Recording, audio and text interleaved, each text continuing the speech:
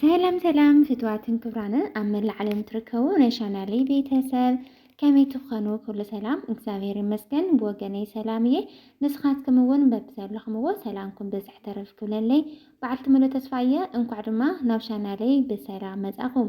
ናይ ሎማዓንቲ ቪድዮና ዝኸውን ከዓ ከምዛ ትርእይዋ ኣለኹም ዋጋ ወርቂ ሎማዓንቲ ብውሽጢ ዓዲ ዘይኮነ በአውሮፓ ሀገራትና በአረብ ሀገራትዬ ሕዘልኩም መጽያ ዝኔኹ ወሲኽ ዶ ቀኒሱ ንዝብል ያው ከምቲ ዝፍለጥ ኣብ ዝኽልተ መዓልቲ እዚ ኣብ ኢትዮጵያ ወርቂ ብጣዕሚ ወሲኹ ዘሎ እስኪ ብደገ ዘሎ ብውጪ ዘለኻ ክንደይ ይሆን ዘሎሞ ሎማዓንቲ ነሓሰ 3 ወይ ከዓ ኦገስት 9 እዩ ዝኸውን ዘሎ እስኪ ዓብ ቪድዮ ፍጻመ ንኽትከታተሉ በአኽረት ይዕድም ንሻናለይ ሓደሽቲ ዝኾንኩም ሰብስክራይብ ነበራ ዝኾንኩም ከዓ ላይክ ሸር ብምግባር ንኽተበረታቱዕኒ ብትሕትና ይላው ላይክ ሸር ንትገብርለይ ካብ ልቢ ናመስግንኩ እየ ሰናይ ጻንሒ ሰናይ ምክርታል ችርስ ግጫ ወድ ትጫ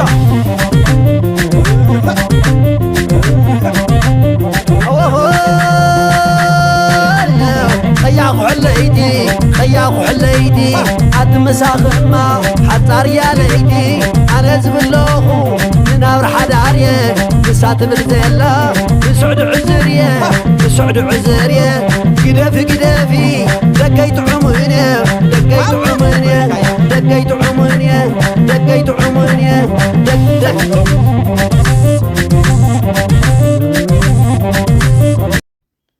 كبرات حواتي بمجمرة نريو بناي سعود عرب زلو واقا ورقنا هرئي عب سعود عرب لما عنتي علتا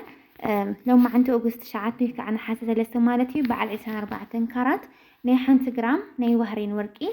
بحمشت 224 نتبي 0.5 سنتيم رياليو كشيات وعيل زلو ازوا غازي بزي منم اكسساري مالتم زي منم مسنيا دريبا مالتم نايتا ورقي واقا بتشا يسنقركم زلوخنا بتعم وسيخونيها እስከ 485 ነይሩ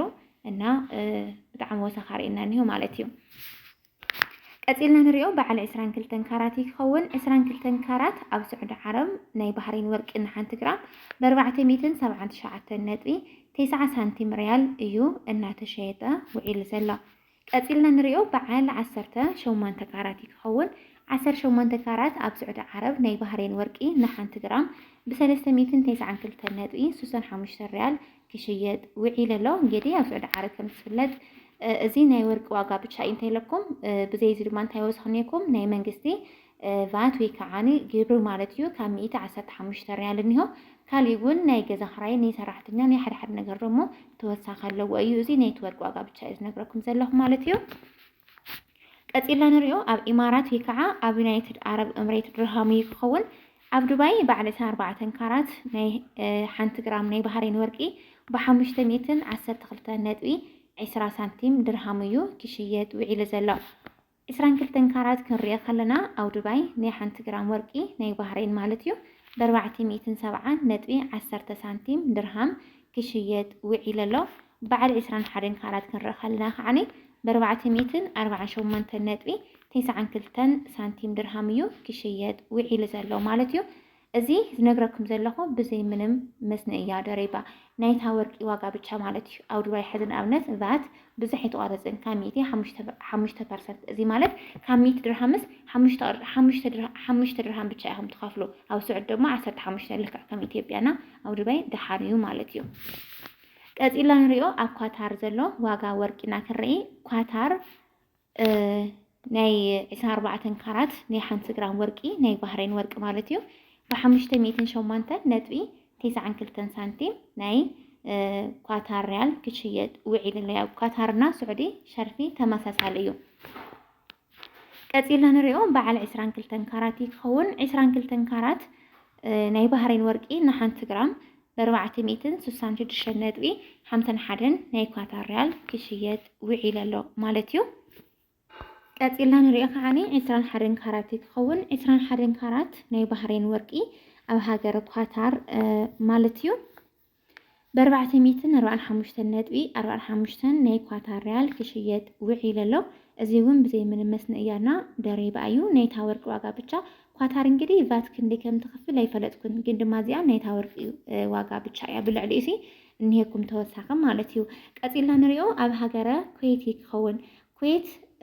بعد 4 كارات ناي بحرين ورقي نحنت جرام ب43 نطبي 15 دينار مالتيو ياو كم تفلت ناي كويت قرش بتاع مخباريه وإثيوبيا مزيو بحوالا اسكا 580 بناي بانك دما اسكا 520 زشرف مالتيو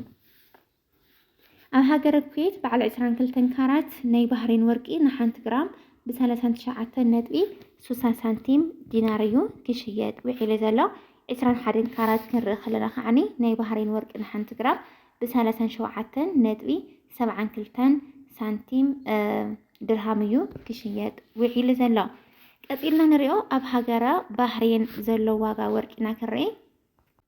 ባህሬን በዓል 24 ካራት ናይ ሓንቲ ግራም ወርቂ ب52.70 سنتيم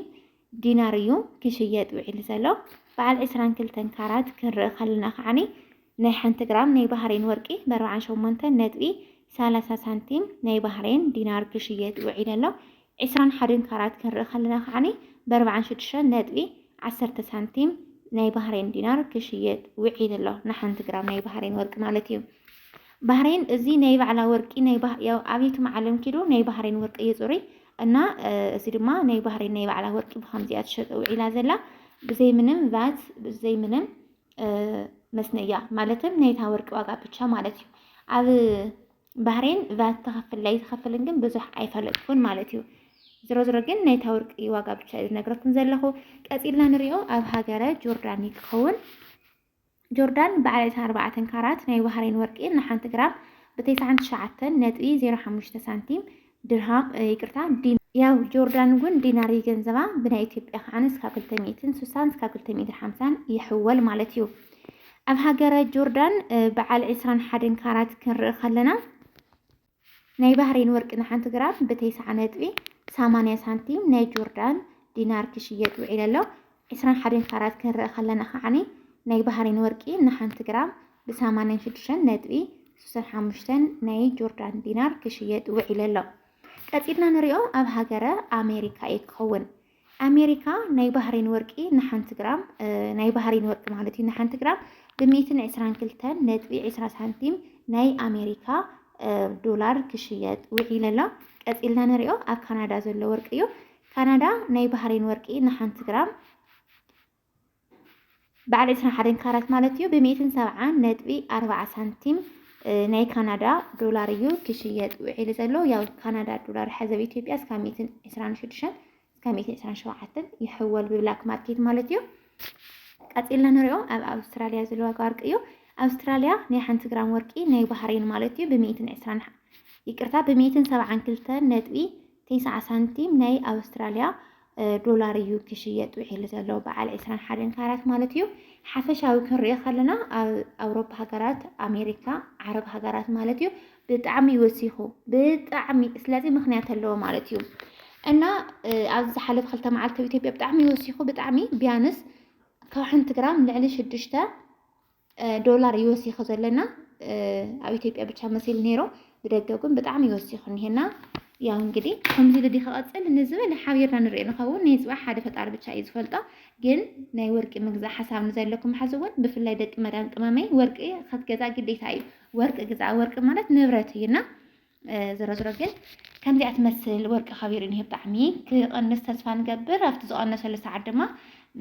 ገዝኡ ማለት እዩና ናይ ሎሚ ዓንቲ ዋጋ ወርቂ እዚኣ ትመስል ነይራ ነሓሰ 3 ወይ ከዓኒ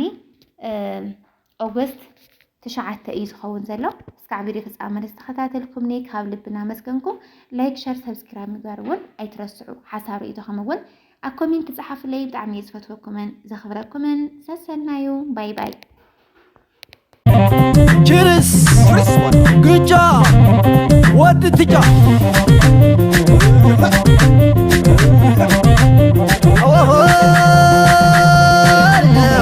خياخ حليدي خياخ حليدي عد مساخما حطار يا ليدي انا زبلوخو ننابر حداريه نسات بالزلا نسعد عزريه نسعد عزريه قدفي قدفي دقيت عمرنا دقيت عمرنا دقيت عمرنا دقيت عمرنا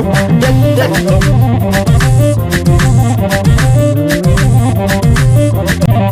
Cheers! Good job! What